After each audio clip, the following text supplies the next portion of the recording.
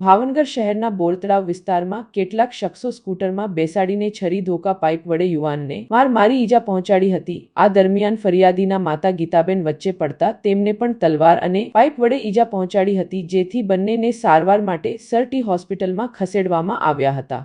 Bortalav police સ્ટેશનમાં ફરિયાદી સુમિત બાબુભાઈ ખંભાતીએ એવા મતલબની ફરિયાદ નોંધાવી હતી કે કુંભારવાડા બાપા સીતારામ ચોકમાં ત્યાં બેઠો હોય ત્યારે વિશાલ ચૌહાણ, મિહિર ચૌહાણ અને રોહિત જેઠવા આવીને સ્કૂટર ઉપર બેસાડીને બજરંગ અખાડા ઘનશ્યામનગરમાં લઈ જઈને છરી વડે હાથ અને કપાળના ભાગે ઈજા પહોંચાડી ધોકા અને પાઇપ વડે મારતા ઈજાગ્રસ્ત હાલતે હોસ્પિટલ ખસેડાયો હતો। સમગ્ર ઘટના પાછળ પ્રકાશ પરમાર નામના વ્યક્તિ સાથે થયેલી માથાકૂટ હોવાનું ફરિયાદમાં નોંધાયું છે।